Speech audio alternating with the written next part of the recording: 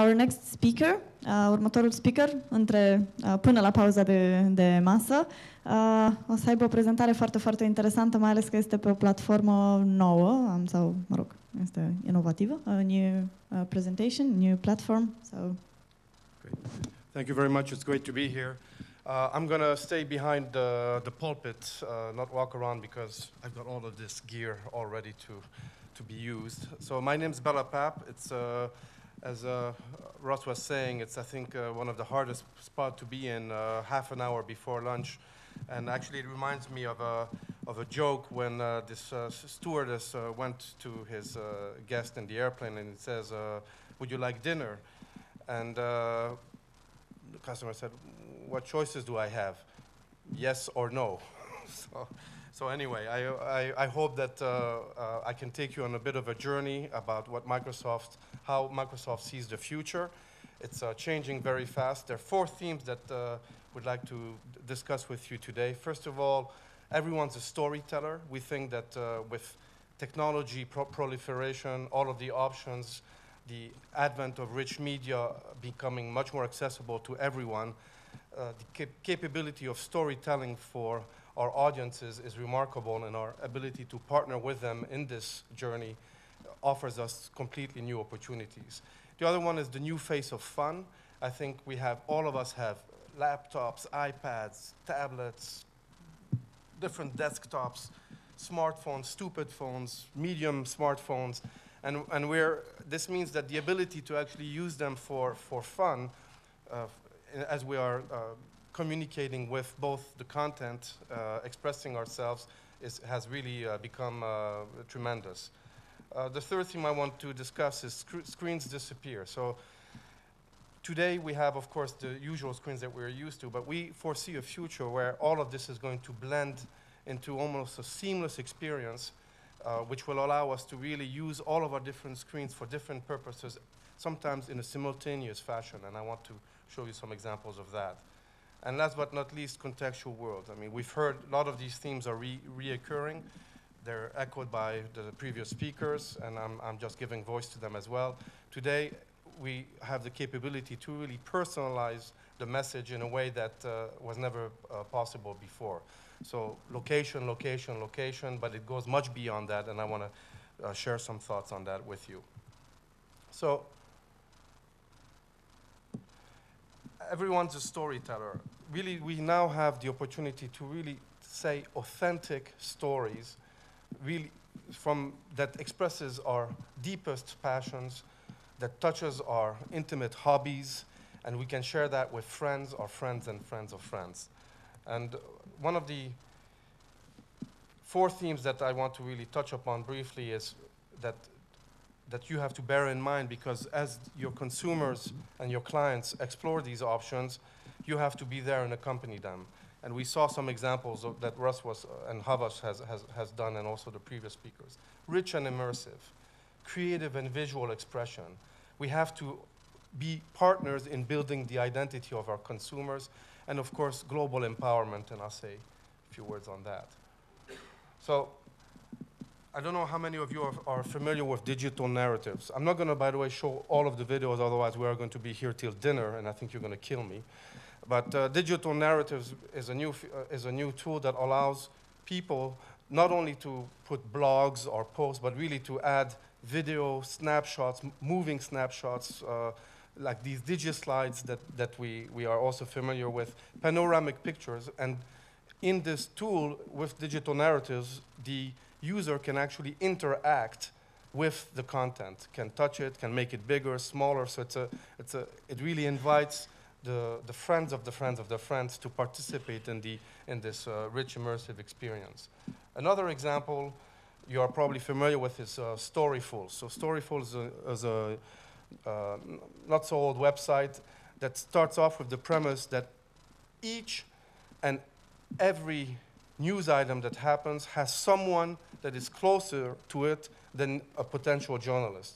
So it allows really to build on that closeness, and all of the story feeds are actually done by people like you and me, who you witness a car crash, or you see a celebrity coming out of a hotel, or you know, you are there in the market where a politician makes a speech and you capture it on video or on your cell phone, and you become the journalist of record. And it's disseminated through platforms like Storyful. It was mentioned before, Pinterest is also a really cool site because it allows you to not only put blogs and text, but all tidbits of your life, mementos, scanned, photos, videos, short stories, comments from your friends, letters that you received and that you posted in there, old snapshots. We see on Pinterest also people who take their very old, before the digital era made photographs so commonplace, to really put your old photographs also on that. So it really captures your past in a way and your present that other surfaces today do not. And it's no surprise that actually it looks like a magazine storyboard. So if some of you have worked in publishing before, some of the Pinterest approach is to mimic that, which means that actually a lot of magazine publishers are trying to use referrals within this environment to generate subscriptions for their services. So it's a very interesting device in that. And it's also highly collaborative, very visual. So again, rich media, collaborative, some of the themes that I've mentioned. I don't know if you're familiar with this polyvore. You can now, in the past when, I don't know, my daughter, she would wear a T-shirt, and this was the way she would express herself. And she had, she would spend hours and hours. I have 3 daughters, by the way. Feel sorry for me because they're teenagers, 16, 18, and 20. So I love going on business trips. So Polyvore allows a lot of the users to actually confection their image before they go out, so they can test T-shirts, handbags, shoes, etc. So it's again this building of identity, this digital identity, becoming a part of the reality afterwards. It's a very interesting solution. And last but not least, digital freedom, global empowerment. So we all read so many articles in global, local newspapers about the Arab Spring, about what role Twitter and Facebook played in disseminating news, how people actually used those mediums to actually obtain information from Lebanon, from Al Jazeera, and it's really this kind of empowerment has changed forever, I think, the landscape of media as we know it, because it brings the power not to a select few, but to everyone. I don't know if you're familiar with this site, Mesdakeya, I don't know if I'm pronouncing it correctly. It propped up somewhat after the Arab Spring, and it monitors the popularity of different politicians, even of some trends, and you can follow, and it collects everything that is said about them, so you can see whether their popularity is rising or decreasing. It follows it a bit like a stock ticker. So it's again, an interesting addition to this people power and monitoring that I discussed. One of my favorite examples is the Chevrolet Route 66 campaign. I don't know, this was done before the Super Bowl, and it was one of these crowdsourcing initiatives that was aimed at actually putting together the Chevy spot for the Super Bowl from crowdsourcing initiatives. So I don't know if you know, most of you know Route 66. It basically cuts across the United States. It's a mythic highway. And what users did is they told their stories relating to that highway, very personal stories, and then a montage was prepared. And this clip of the best segments produced by people was shown during the latest Super Bowl. So it was a very participative initiative with deep involvement. And one of the interesting things about it is that it wasn't limited to the United States. So there were entries from something like 15 different countries in maybe 8, 9 different languages. So it was, it was curated. So then, besides the actual, there was a prize, so $15,000 for the winning segments that were used in the spot. So it had all of the elements to make it both participatory as well as entertaining and fun. And last but not least, there was a reward at the end for those who were selected. And you know, there's never a presentation with a soft sales pitch. So one of the things that you are all familiar with in the room is that last year Microsoft purchased Skype. And to the horror of Skype people, we encouraged them to place advertising. And Skype is, why do I put it here? Because Skype is a unique media in terms of communication. So in terms of storytelling, I don't know if you've seen some of the films, how people are using Skype today.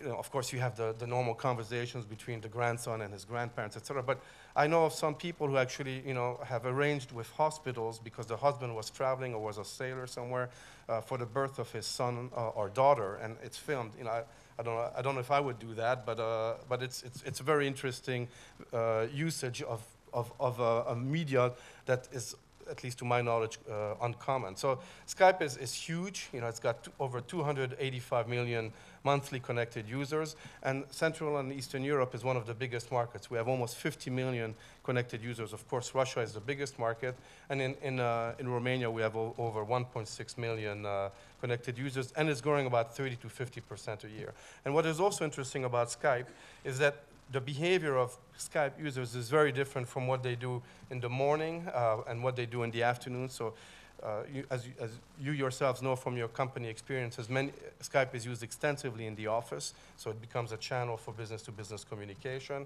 By the time you reach the afternoon or the late afternoon, your teenage daughters, at least my teenage daughters, take over, so we're squeezed out of the machine and they're already talking with their friends.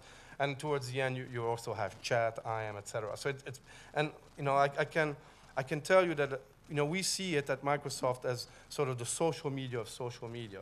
So you know, you got a lot of stuff out there, you know, Facebook's, LinkedIn, but social media is where you have, in Skype, you have your closest friends, your family, your closest business associates. So it's a much tighter circle. And we're coming out, we'll be sharing some research in the coming months in the different markets we operate in.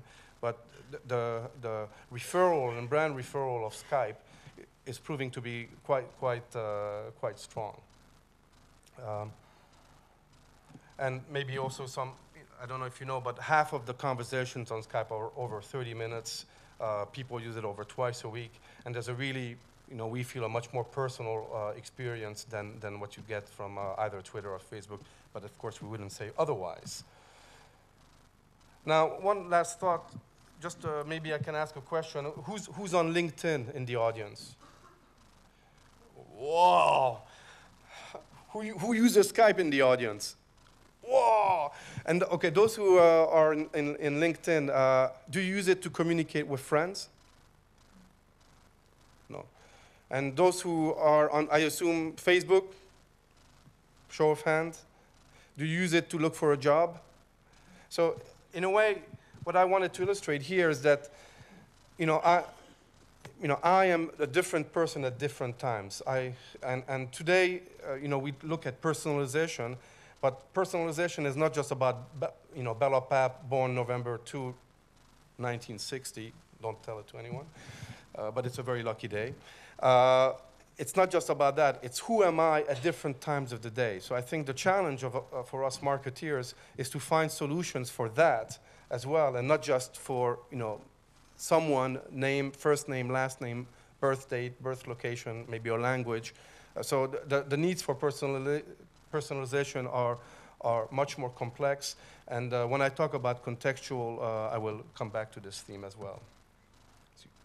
So what are some of the marketer implications? I mean, for me, is that really you have to be in this room, those who are working with clients, and as we saw, that's in fact the case. You have to really be a very implicated partner in creating personalized experiences and for the products that your consumers or services that your consumers are enjoying. And I think you really have to think rich. Nowadays, the technology has changed so much in the past few years that the ability to empower your consumers to actually develop and provide highly rich content have never been greater. And you have to really help them create shareable experiences. So you have to provide, because, you know, we saw the Easter egg example, fantastic. You know, people want to build and want to share. And we have to, as marketeers, we have to help them do that. Moving on, the new face of fun. I'm going to try and accelerate because I think Joanna is really worried that we're really going to have a lot of skinny people in a few minutes. But I think if we're looking at the new face of fun, as I said earlier, we've got devices everywhere. And today, marketeers have to think about ways of stimulating entertainment, fun, laughter, emotions in a way that maybe they weren't doing before. You're probably familiar with this example.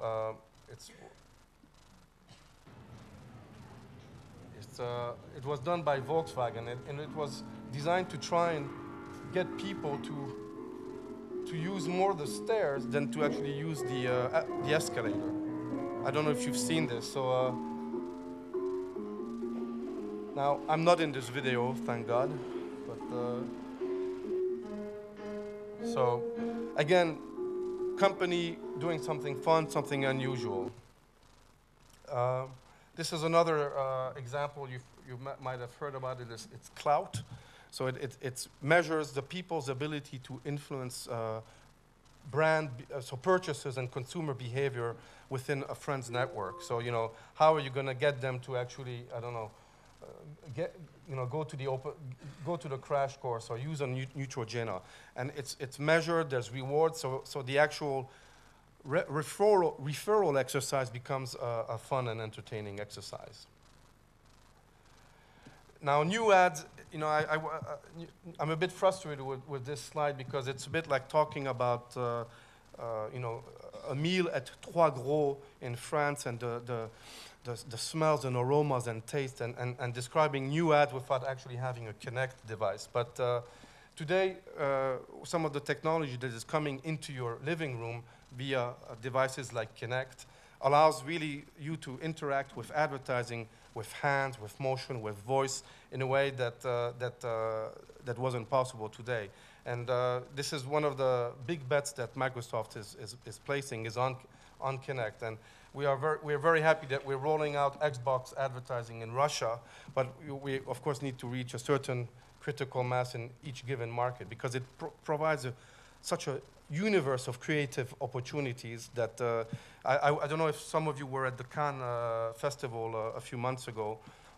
We had some of these demos on display, but you could actually go to a car and with gestures, you know, I look silly here, open doors, lift a hood, you know, check out, you know, switch on lights. So the ability to actually interact with your products or services is going to be, I think, quite revolutionary. So moving on.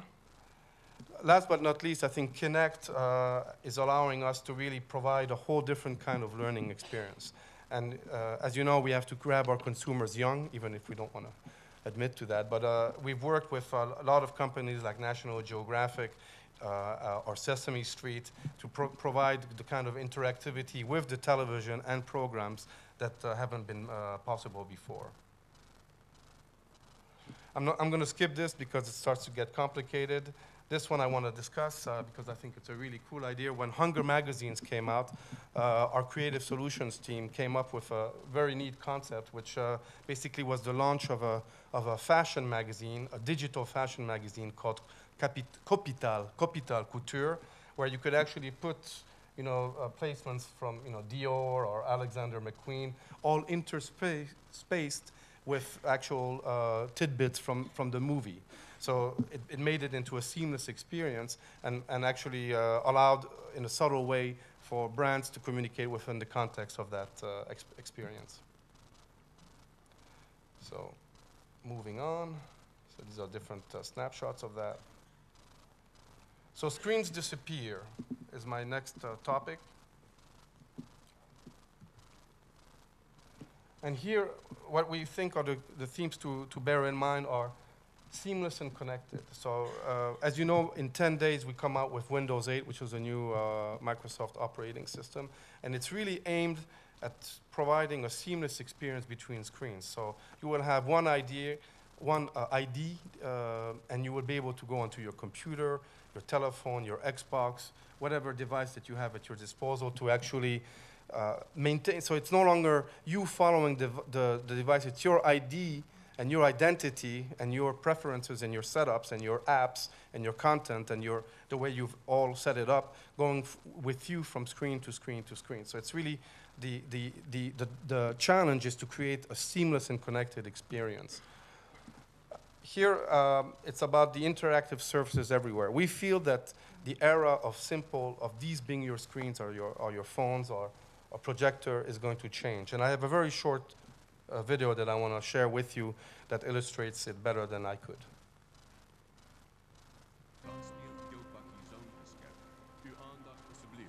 Welcome to Johannesburg International Airport. Please approach the road to create your pickup zone.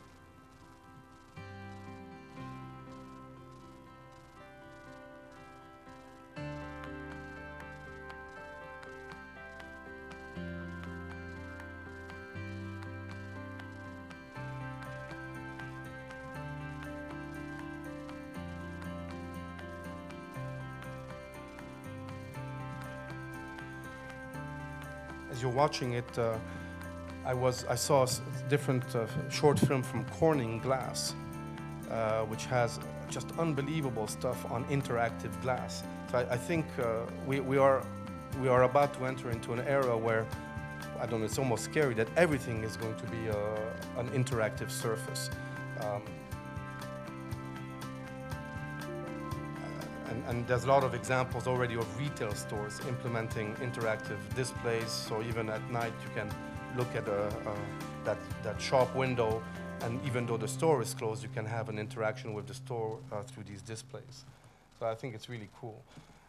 You've probably heard of this. It's actually reality. It already exists, where you have a camera built here into sort of in your glasses, and it projects the image on your hand, and it's the tapping sound that creates an action. So, I mean, here it's a referee that, I don't know, is distributing yellow cards.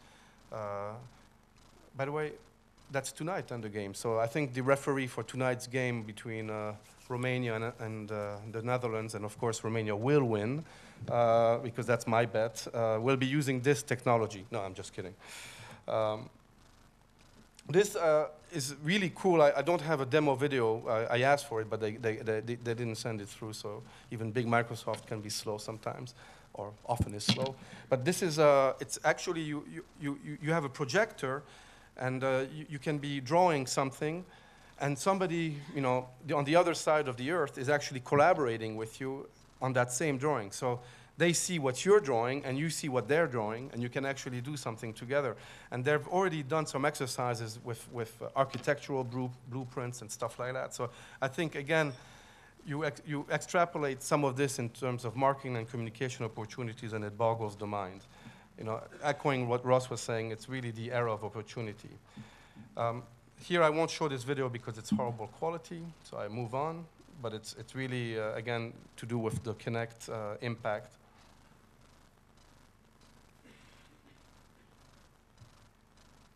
Oops.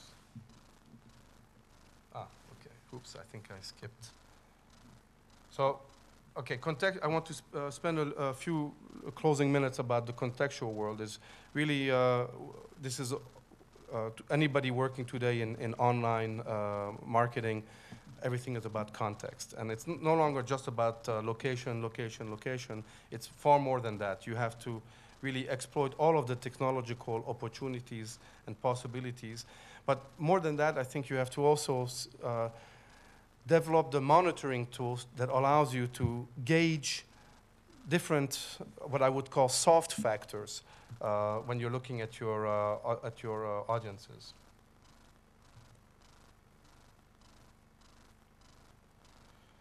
Because what I see here is not what I see there. Okay. Moving on.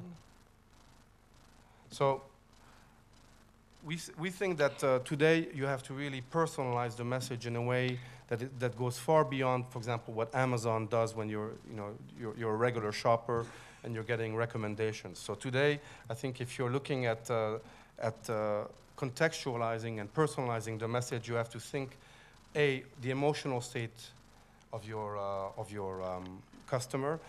Kinect, for example, already can spot whether if you're frowning, it can see that you're frowning, and it could actually send you then a happy message, some sort of a joke, like my joke in the beginning, which I'm sure would make anybody smile. Or also social. It's, you know, if you think about it, if I'm watching a football game at home with my wife, I behave very differently than if I'm watching a football game in a bar, and I'm behaving yet again very differently than if I'm watching a football game in a football stadium. So the social environment of the message has to be tailored, and you have to have the monitoring devices to be able to gauge what your consumer is doing, when and where, and you have to be able to react to that in real time. You have to be able to customize that message, and I think that's really coming. Our ability to deliver on those promises are virtually here. The other is environmental. So, you know, you might be going home, you're hungry, you know, it's 7 o'clock, you haven't eaten yet, you're walking down the street. It would be great for your phone to give you a little bit prompt that, you know, and they know that you love sushi.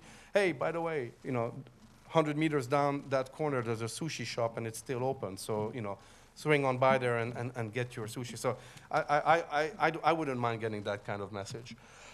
And the last one is external. So today you have big events that are also influencing the way we behave. You know, economic crisis, Greece. You know, so there's different worries out there, and our ability to actually take that into account in our messaging to make our messaging more subtle is also, I think, one of the things that is at our disposal.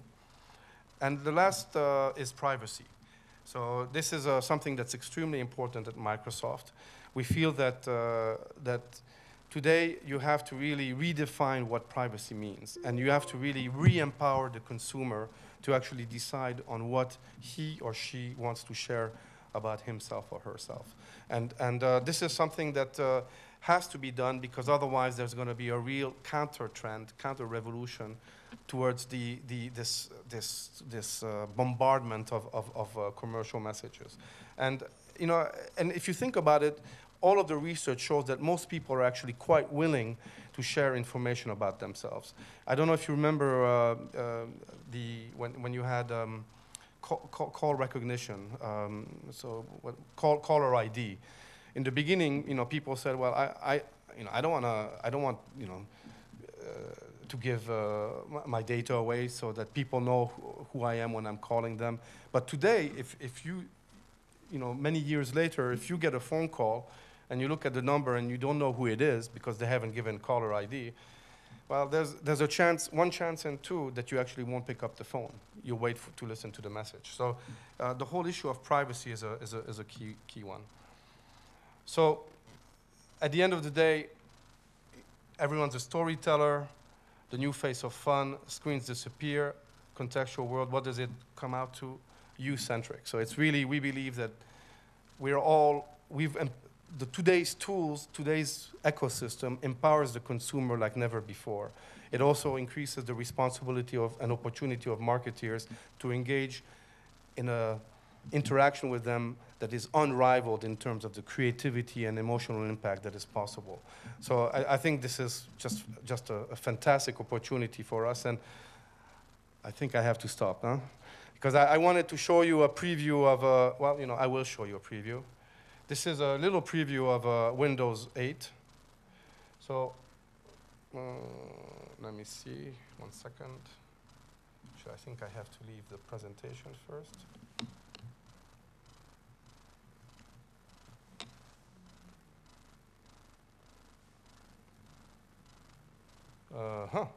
Well, maybe you're lucky. You won't get to see the presentation. Okay, so that's that. Thank you very much. Do you have any questions?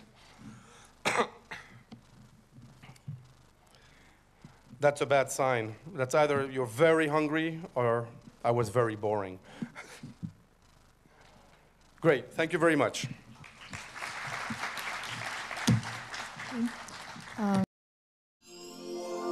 Produced by LTV.